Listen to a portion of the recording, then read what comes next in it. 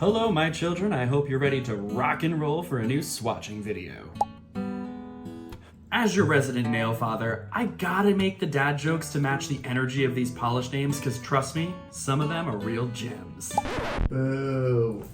Holo Taco just released their Birthstone collection with a polish for each month for Simply Nailogical's birthday. It consists of 12 shades, each with a unique formula. While this is their largest collection they've ever released, it does follow the recent trend of mixed formula collections. Before we get into the swatching, this is a call-out post. Like 84% of my watch time comes from people who aren't subscribed, so if you like what you see, consider subscribing. Now, I won't crystal it any longer. Onto the swatching. I swatched all of these over Peely Base and skipped Pink Smoothing Base this time because there's a lot of polishes in this collection, so enjoy my stained nails. Anyways, first up is Gosh Garnet. January's polish is described as a deep garnet burgundy shimmering metallic with a subtle red bronze shift. And maybe it's all of the Steven Universe I watch, but I always thought of Garnet as more of a red purple, but after doing more research for this video, I think the base color is spot on.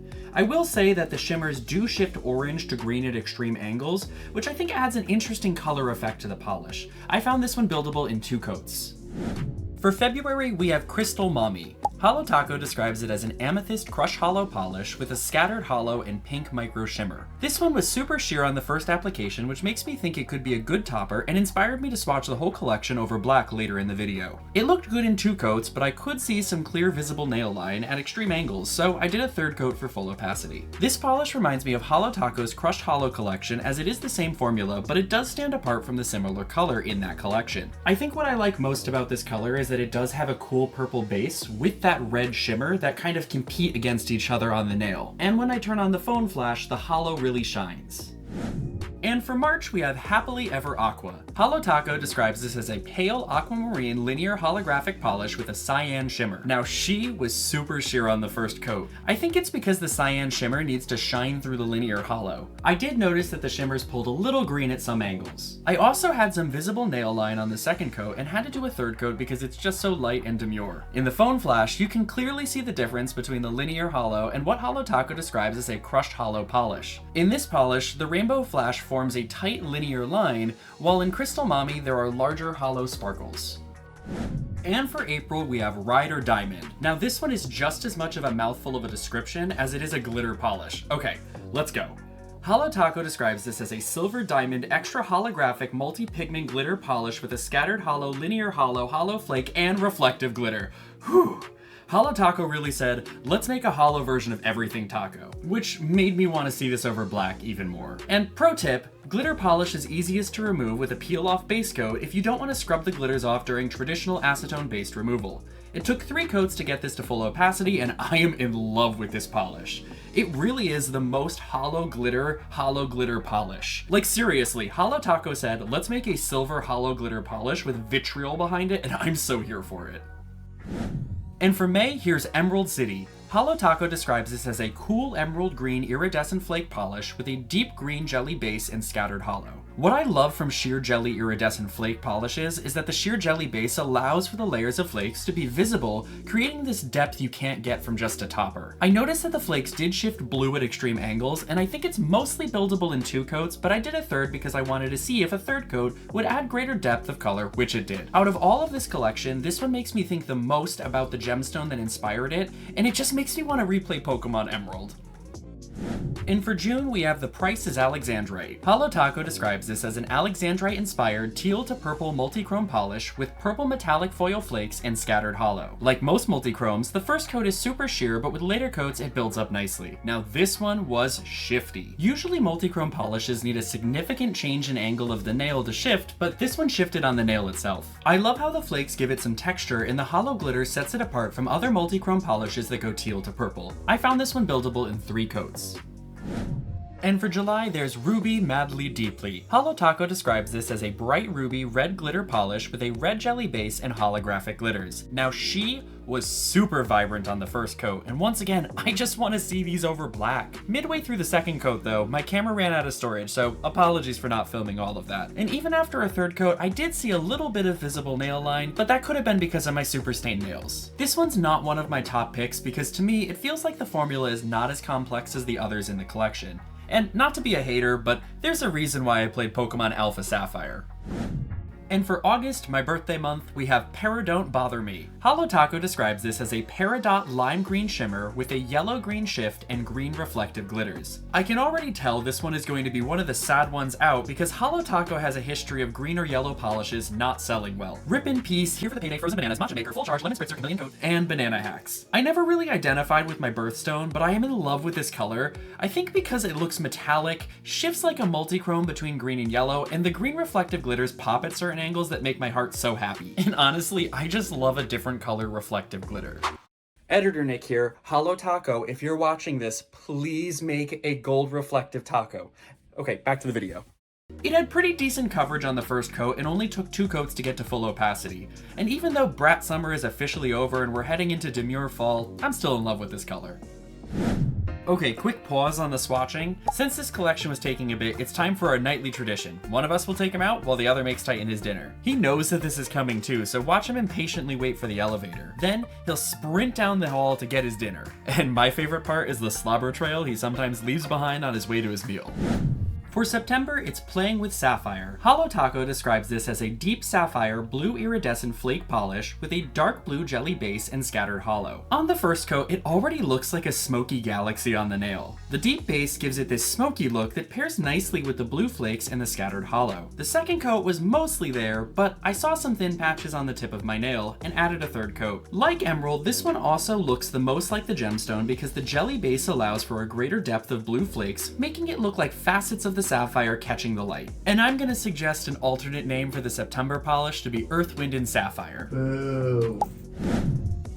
And for October, Simply's birthday month, we have Birthday Brat. Holo Taco describes this as a bright pink topaz frosted metal with silver and rose gold metallic foil flakes, iridescent flakes, and a scattered hollow. According to my research, opal and tourmaline are the birthstones for October, and tourmaline can also be a pink gem, so that's my guess where the pink color came from. Even though pinks are not my favorite, I love me some frosted metals, and multicolored metallic flakes gives this more depth, and I want to see more of this in the future. What is interesting is that the iridescent flakes shift blue, adding a cool pop of color with it. I built this in 3 coats, but there was still some visible nail line underneath the phone flash.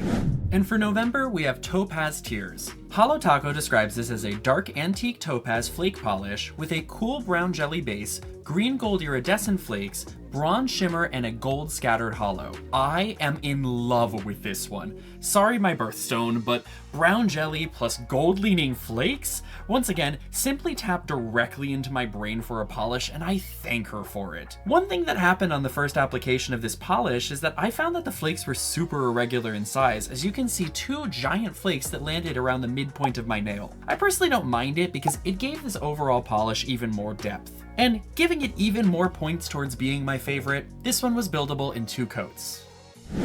And rounding out the collection, we have December's polish, Tanzanite Away. I'm gonna admit it, the pun on this one took a little long for me to get, but Holo Taco describes this as a Tanzanite-inspired shimmer with an indigo jelly base with red magenta micro shimmer, scattered hollow, and blue reflective glitters. This polish doesn't take my top spot, but it was magical. It legit looks like a nebula on the nail. The deep indigo base pairs incredibly well with the red shimmer that almost flashes gold at some angles. And then the blue reflective glitters pop at certain angles along with the hollow sparkles, and I just want to get lost in it. I would say this one would take 2 coats, but I did a 3rd coat because I noticed an application error when I was looking closely.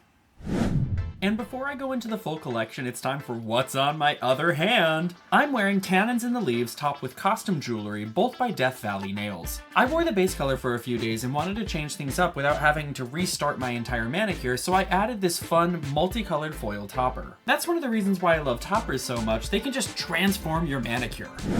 And here's the collection all together. I think my favorite thing about this collection is that every polish is something different. It ranges from multi-chromes to metallics to shimmers to glitters, and I think that's really awesome that there's something for everyone. I would say my top 3 are Peridon't Bother Me because of its unique color, Tanzanite Away for its aggressive shimmer, and Topaz Tears because it's essentially my dream polish. Comment down below which one's your favorite. The collection is out now and are... It says and are. The collection is out now and are $14. You wrote that! You wrote that! Yeah, that's bad. The collection is out now and you can... Wait. The collection is out now and are... The collection is out now, and the polishes are $14 US per bottle. Or you can get the full collection for $149. What he said. Like previous birthday collections, this one is limited edition, which I know can lead to FOMO, but Holo Taco has said that they aim to restock the most favored gems, so don't feel too much pressure. Now I fully expect that my top picks won't be the most favored gems, so I'm gonna treasure them while they last and not take them for granted. Yes, Titan? Even Titan's groaning about my puns. Anyways, on to the comparisons. I compared Gosh Garnet to other red-brown polishes in my collection. It's the most similar to Inkwell from Holo Taco's previous launch. They both have similar textures and darkness, except it shines red instead of bronze. The other polishes were way too orange and bright. I compared Crystal Mommy to some of the other bright purple polishes I own. Specifically, Holo Taco does have a purple crushed holo, so I wanted to put it next to that. The glitters in Crystal Mommy are much brighter, and the warm shimmer brings much more depth to the purple base color than Electric Sweetener has. And so it's similar, but I wouldn't call it a dupe. Happily Ever Aqua was compared to my light blue polishes. None of my polishes match exactly, but they have some similarity. Whether it be the aqua shade or the similar holographic pattern, they're close, but none of them is exactly there.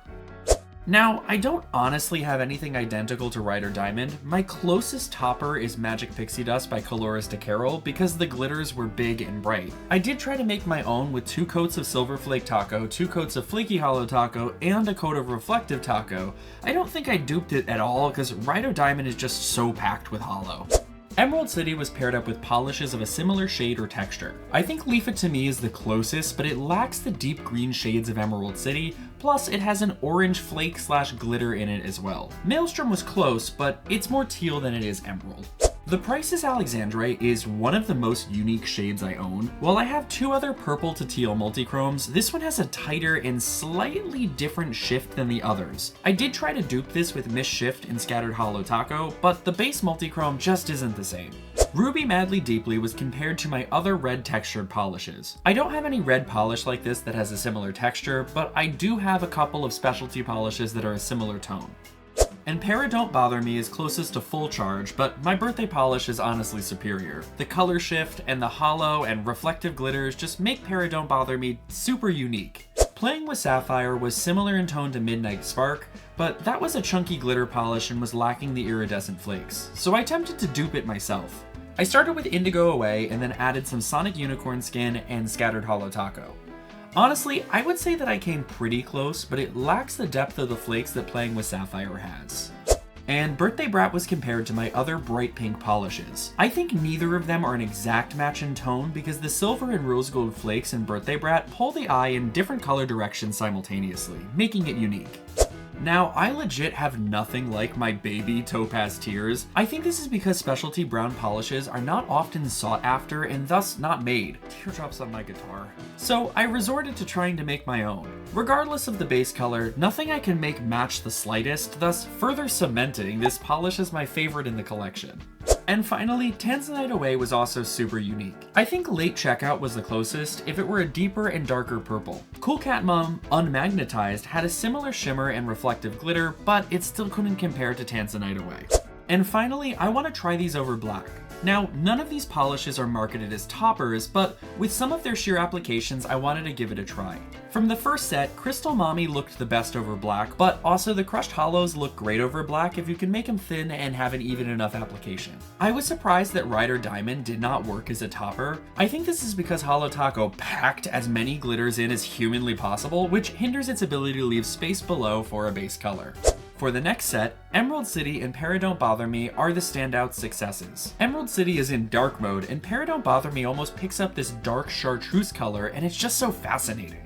And from the final set, I think that Playing with Sapphire looks pretty similar over black, if only deeper, while my Topaz Tears is just even more stunning. The gold and bronze qualities come out even more, and it's just amazing. I also really like Tanzanite Away, not because it's that transformed over black, I just wanted to tell you I like it again. So now that you have a concrete understanding of this collection, let me know in the comments below which one's your favorites. Are you picking up a few or the whole collection? That was or with an E, by the way. Do you like your birthstone polish, or like me, do you prefer another? Which, sidebar, it's kind of precious that my favorite is my husband's birthstone. I personally like darker polishes that lean brown, gold, or black, so I'm not gonna pass up this opportunity to wear this one. So don't forget to like and subscribe, and I hope you have a gem-amazing day. Bye. Say bye, Titan. Bye. Say bye. Say bye.